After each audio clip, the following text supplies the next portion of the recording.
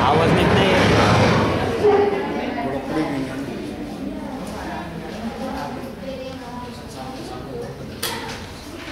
ठीक. साहित्यिक कलामंच पिंगा सविनय सादर करीत आहोत कथा माल. लेखक प्राध्यापक डॉक्टर च.बी. जोशी. पार्श्वसंगीत धनेश वाघमारे. अभिवाचन मी मोनीश ढाळे. या कथेतील सर्व पुरुष पात्र मी सादर करण्याचा प्रयत्न. मी विद्या जोशी. मी यातली मंजीची भूमिका वाचते. मी स्वाती बोरा मंजीच्या सुनेची आणि मुलीची भूमिका सादर करते.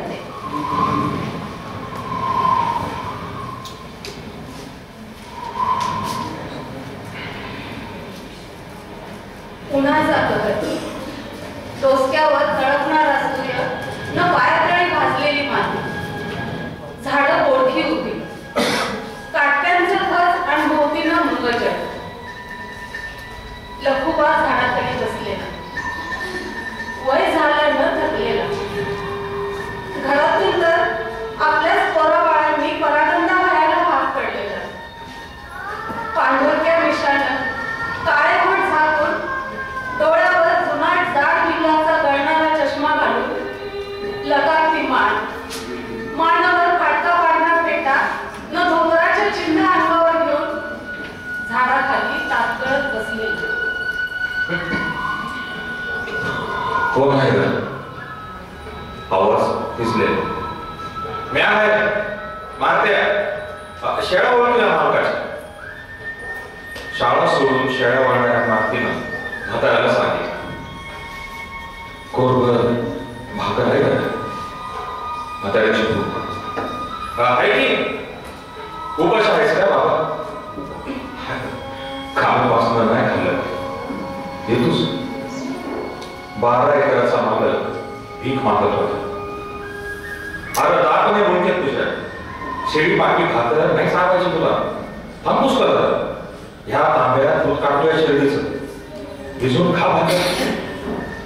मारुतीनं तांब्या काढला न शेळीची तंगडी उजव्या मांडीत दाबून धारा काढल्या. ताज्या ताज्या गरम दुधात कोरभर भाकरी कुस्करली न म्हातारा पुढे धरली. काय बाबा? आणि तुला लघुबानं म्हाताऱ्याला काळजीने विचारलं, हाय की आम्ही भाकर? अरे थोडा ऐकायचा खाई नाही. तू खा. मारुतीनं म्हणेपर्यंत म्हाताऱ्यानं घास घ्यायला सुरुवात केली. म्हाताऱ्याचा आदेशपणा मारुती पाहत होता. लघुबाला बोलतो. थोरला कारभारी धाकला सोन्या. पोरगी सासरी बघितीचं नाव भेंड्याला दिली. तिचा नवरा साखर कारखान्यात काम करतो. एकरी पोर म्हणून लघुबानं तिला गावाला जवळ दिलं.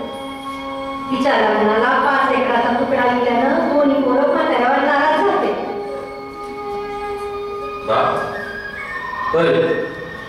काय झटमारली?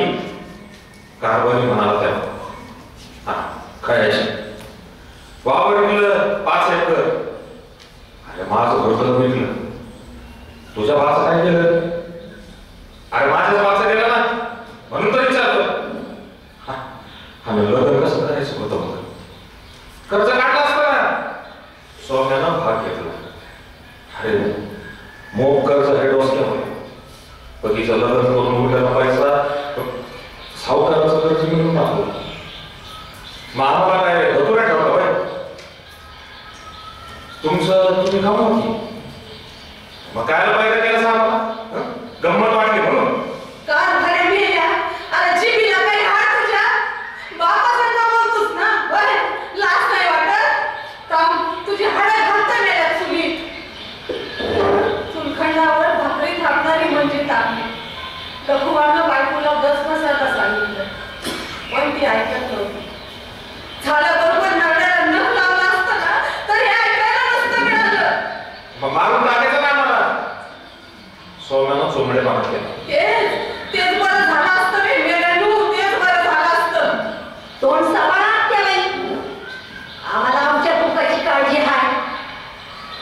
सोन्याची बायको म्हणून गेला आहे. कुठून आणलास ग नवरा? कुठून आणला? आपळातून पडला का त्या जमिनीतून उगला? माझा नवरा, माझा नवरा 9 महिने पोटात सांभाळल्या.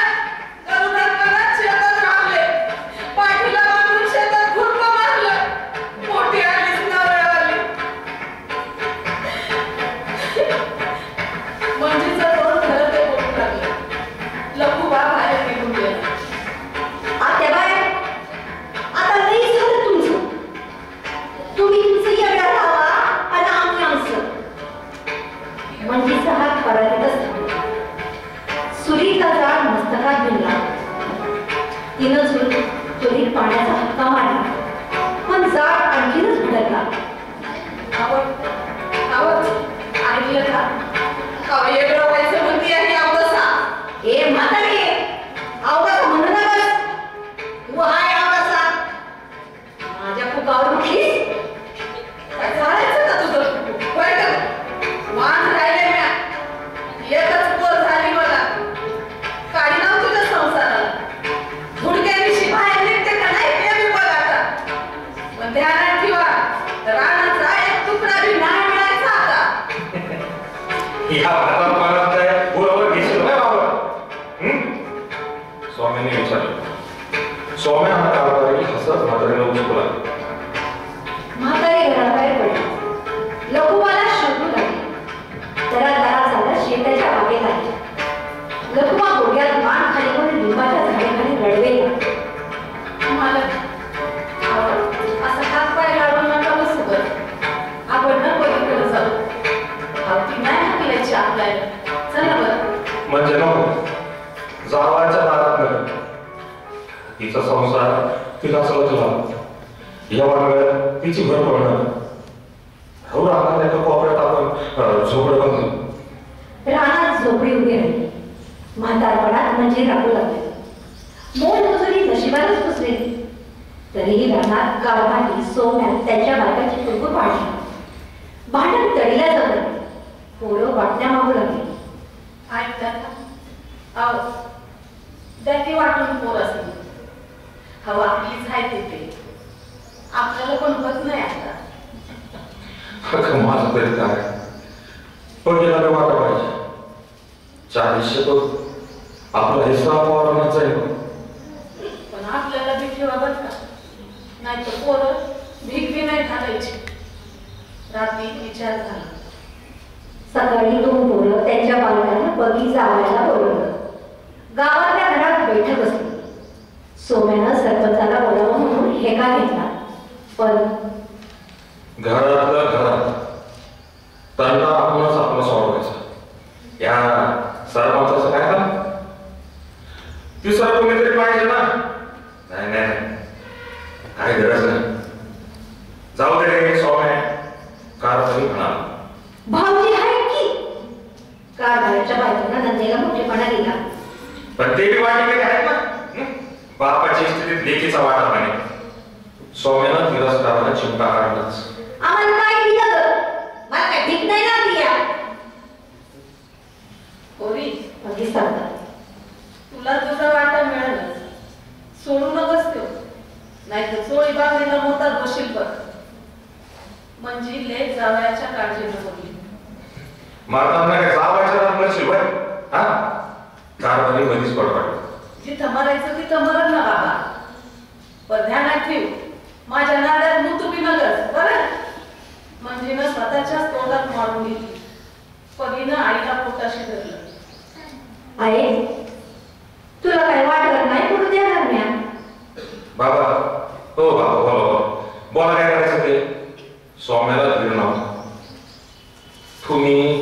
तुम्हीच ठरवा. आता तुम्ही काय समर्थ झाला. आमचं काय शेताचे 2 वाटे आम्हा दोघांचे. 4 वाटे होते. मंजीने निर्णय दिला. माय काय म्हणतीस? बघे आम्ही कुठं जायचं होतं. लघुबानं सवाल केला. तुम्हाला काय टाकून दिलं का आम्ही? काय बाकी ठेवलंय आता? काय बाकी ठेवलंय? म्हणजे आणि ह्या पतीचा काय संबंध? काय संबंध तिचं? तिचं लगेच झालंय ना. अरे पोरांनो, काही बदलले. जरा विचार कोणाला. बापाच्या इष्टेटी लेकीचा वाटा द्यावा लागतोय. लोकोबा लेकीकडे पाहत फुटला. कधीची चोरी मागणी करू की आम्ही? आई बाबाला घरातून हाकलण्यापेक्षा चोरी मागणीला मी नाही शिवायची मिळा. लई वाटा बोलू नका समजलं. मोठा भाऊ आहे ना त्यो. कारभाऱ्याची बायको रागा करत खंडाळली. वहिनी, तुम्ही मध्ये नका बोलू. वत्स, तुम्हीच नका मध्ये बोलू. यो घरातला मामला आहे आमच्या. हा घरातला. आणि माझी पोर बाहेर लगीन झालं म्हणजे तिचा हात नाही उरला एकदा. सांगून ठेवते, 4 वाटे होते. नाहीतर तुम्हीच पोरा बायका सगळं बाहेर निघा. हा म्हणजे चरफडत होती. म्हणजे त्यांना करून दे काय आपल्याकडे लागणार काय होतं? काय होतं? कमवलं घाम घालून कोणासाठी? या नालायक पोटच्या गोळ्यासाठीच ना. येऊ दे त्यांना काय पाहिजे. लघुबा हातात झाला. आहे सगळं हाच देऊ नका. अगं हे बेणे पाणी बी नाही पाजायचे. आई ए म्हातारे, उडकुन बसलंय. आई बाबा, वडिलोपार्जित संपत्तीत मुलीचा वाटा देण्याचा कायदा असला तरी आम्हाला तुमचा शेतीतला मुलभर मातीही नको किंवा त्यातलं पैशाची कवडी नको. आम्ही सुखी समाधानी आहोत. आई बाबांची काळजी घेतली, जीव लावला पाहिजे इतकंच मला म्हणायचं. जावयाने आपली भूमिका मांडली. क्षणभर त्याने कवीकडे पाहिलं. तिचे डोळे करून आले होते. बस बस बस झालं. पुढचं बोला. कारभारी यावर नाराजीने बोल. आता 3 वाटे काय 2 करा की आमच्या दोघांचे. सौम्याला लई घाई झाली होती. 12 एकरातून तुम्ही 5 एकर तर इकलीच. तिच्या पोरीचं लगीन केलं. आता 7 एकराची लंगुटी राहिली. 3.5 एकर देऊन टाका. कारभाऱ्याची बायको कुडकुडली. सुनांनी मध्ये बोलायचं काम नाही. म्हणजे चेटी काम नाही म्हणजे आम्ही काय घर निघत का? लगीन लावलंय आम्ही. हुंडा दिलाय बाण. कारभाऱ्याची बायको कुडकुडली. मालकीने आहोत आम्ही. सोम्याच्या बायकोने सुरास सुरू पाहिला. म्हणजे उठायचं आणि चालायचं राहणार झोपडीत. लघुबानं पोरांचा सुनांचा अंदाज घेतला. लघुबा उठला. पगी जावई अवाक होऊन पाहत राहिले. म्हणजे मात्र काय उठली नाही. हातचं सोडून पडद्याच्या पाठी लागू नका सांग. पण मंजीचं बोलणं ऐकायला म्हातारा तयारच नव्हता. ए म्हातारे, लई हुडकू नकस. अरे घ्या समजा घ्या तुम्ही. पाहिजे तर हे अंगावर कपडे काढून घ्या ना. घ्या म्हणत म्हाताऱ्यानं सदऱ्याची बटणं तोडून सदरा फेकला. पगीनं वडिलांना सावरलं. म्हणजे लखुबा पगीनं जावई घराबाहेर पडले. लखुबा निगरगट्ट झाला होता. पण म्हणजे हडबडून गेली होती. पगीनं आई बापाला आपल्या घरी आणले. दुसऱ्याच दिवशी शेताचे 3.5 एकराचे 2 भाग झाले. एका कोपऱ्यात लखुबाची झोपडी उभी. तिला मात्र कोणीही धक्का लावला नाही. 8-10 दिवसांनी लखुबा म्हणजे झोपडीत आले. घर शेताचं गेलं म्हणजे ना अंथरूण झालं. 4 दिवसातच ती खंदली. परीला सांगावं लागली. तवर तर म्हणजे जग सोडून दिली होती. पोरं सुना आले. तिला लोकांनी नादा द्यायचा नाही. अरे बा स्वामीला विनवणी. बाबा अरे त्या दिवशी मिळाली होती. मला फक्त एक लेख आहे आणि एक जावे आहे. त्यांनीच काय ते करावं. तुम्ही सुद्धा मी मागू नका. अरे लखुबा अरे असं सरपंच मध्ये आलं. हे सरपंच काही खर्च मागला आहे. जावे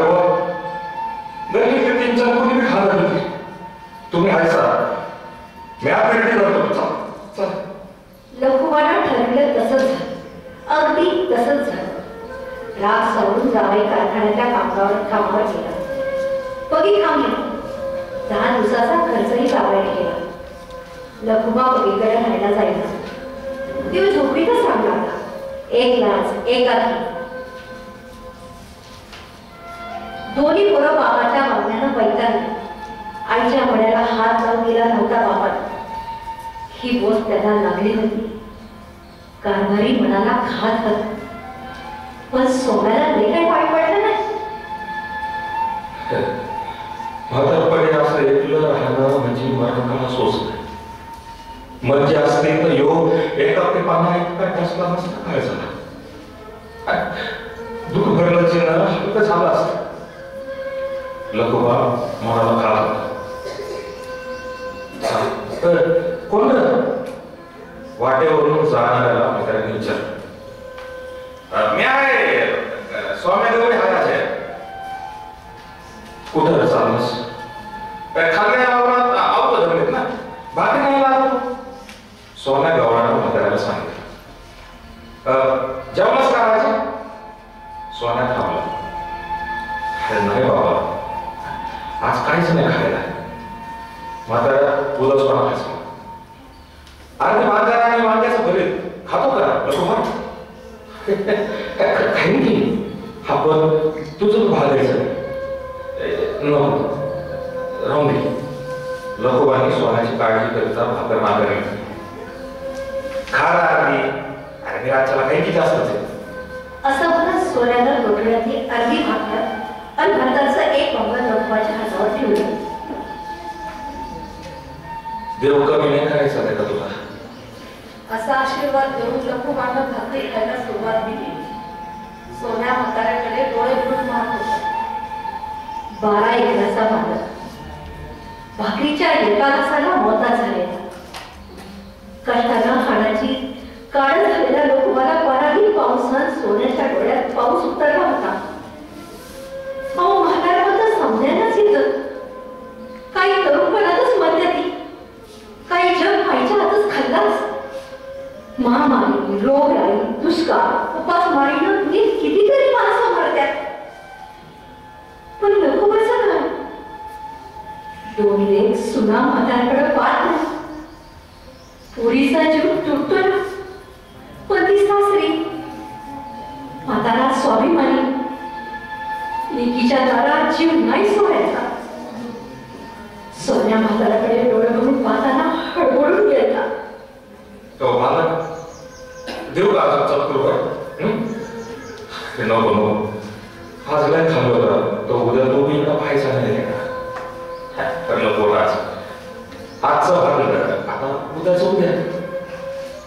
जा बाबा. देव तुला माझी बोललेल्या दिवशी देव रे. राम राम. म्हाताऱ्याला तोंड सांग. डोळ्यातला पाणी सोन्याला दिसू नये म्हणून. राम राम राम राम. उद्या ह्याच टायमाला ना नका काळजी करूस. एक भाकर जास्तची घालायला माझ्या मागे कापू नाही करायची. तेवढंच पुण्य नाही. राम राम. येतो म्हणून सोन्याला त्याच्या बाळाची वाट. खरे रे देवा खरे. अरे चोच देते चारा बी देते तूच. पण आता नको वाटायचा. लवकर मी लेकीच्या मांडीवर जीव जाऊ दे माझा. असं म्हणत लघुबा जमिनीवरच लवटला. पण झोप लागला त्याला. आणि ते दिस आठवले. जवळ लगी करून म्हणजे घरात आली. म्हणजे गरिबा घरची वेळ. काळ कष्टाळू सावळ्या रंगाची मोकळ डोळ्याची शेजारी नवरी झाक दिसायची. मामाने ठिकाण आणलं तेव्हा मायने त्याला सभा करून भंडावलं होतं. त्याला मागलं चित्र आठवलं. पोर दिसाय बरे का? आईबाप बरे का? जवळच करतील का? कमी जास्त पाहतील का? आपलं एक उत्तर त्याला सासूरवाडीचा आधार नव्हता का? पोर विकणार तिला काही नात घेत नाही ना? अहो नात घेतली आहे का? धागाजवळ आहे का? स्वयंपाक पाणी येतं की नाही? अहो घर गात करीत होती. आईचे सारे सवाल लखुबानं ऐकले होते. आई मामा करीन तेच आपण करू म्हणून लघु सोयरीकडे बघत होता. सुपारी फोडायच्या वक्ताला आईनं आणून धरलं. हुंडा पाहिजे म्हणून. तिनं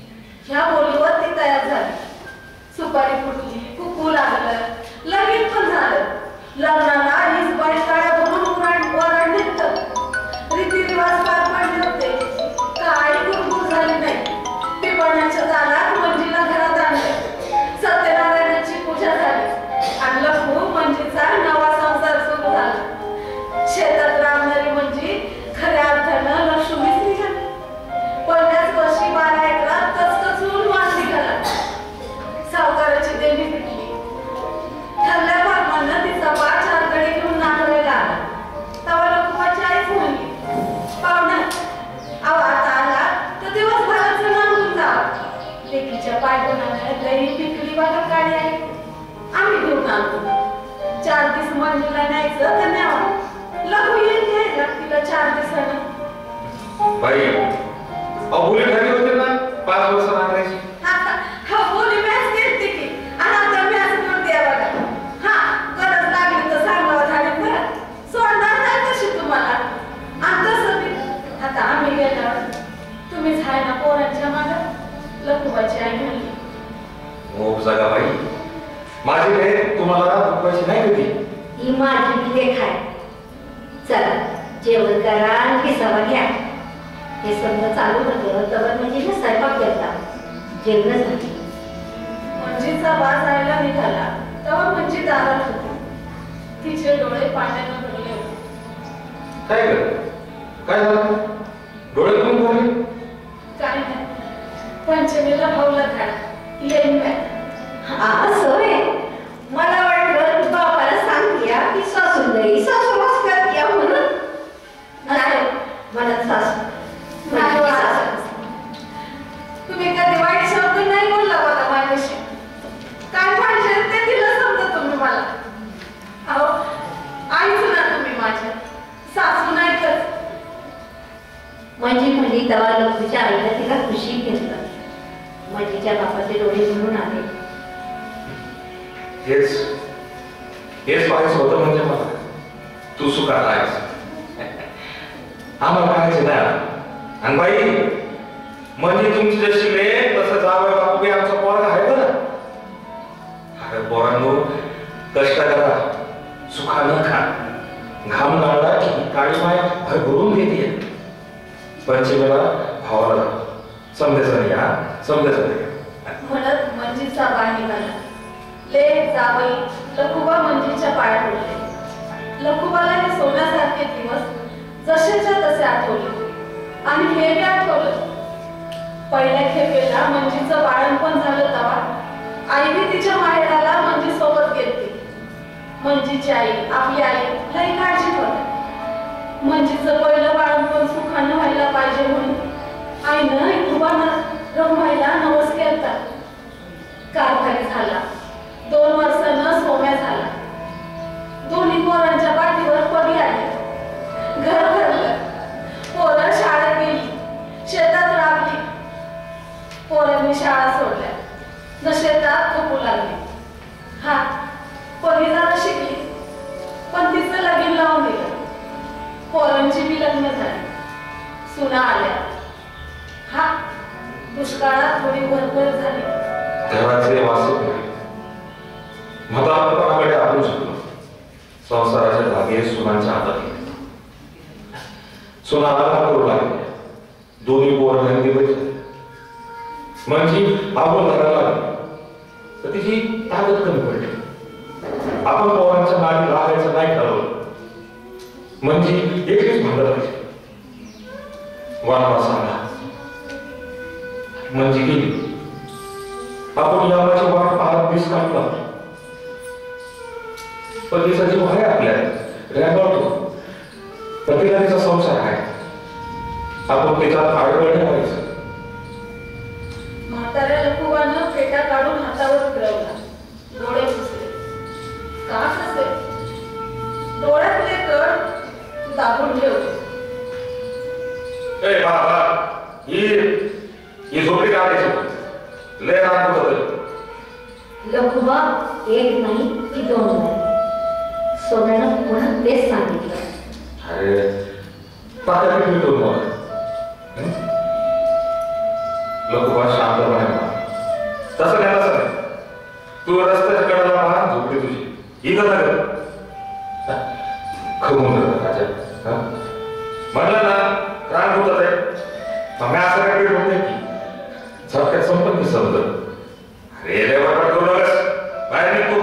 भांडे कुठे घे बाहेर. अरे समजा सांगू टाकी बघ चला लाव टाकी. म्हातारा ऐकत मग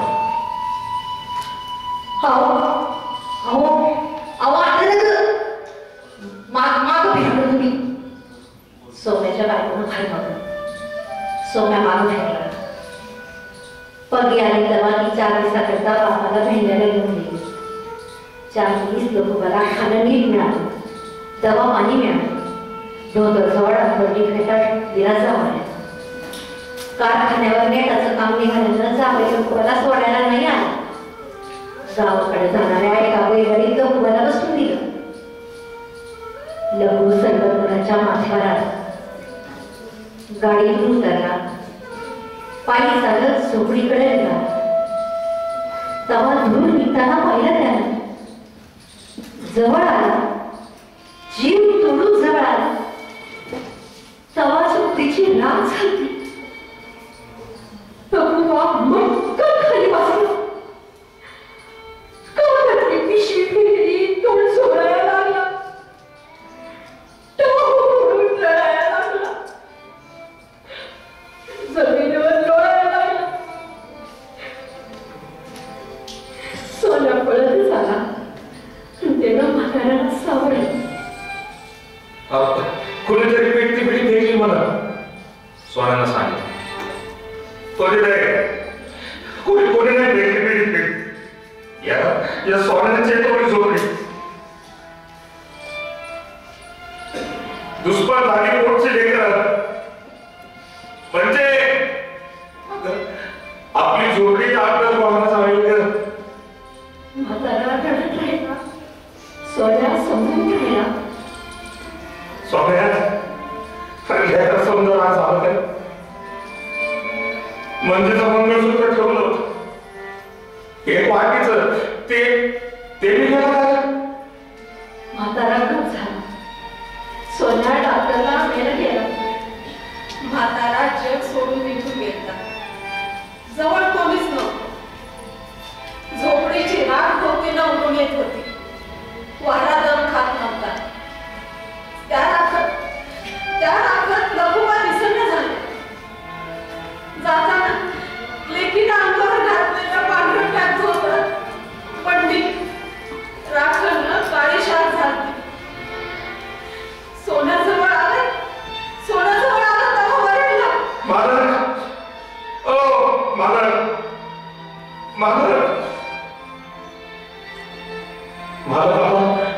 घास घालणाऱ्या शेजारच्याची हाक थोडीच ऐकणार होता. हाक थोडीच ऐकणार होता. थोडीच ऐकणार होता. थोडीच ऐकणार होता. मालक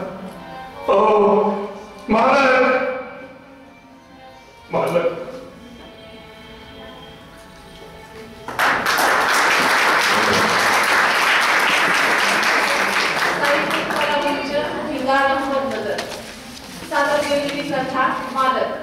लेखक प्राध्यापक डॉक्टर स. वि. जोशी. धन्यवाद.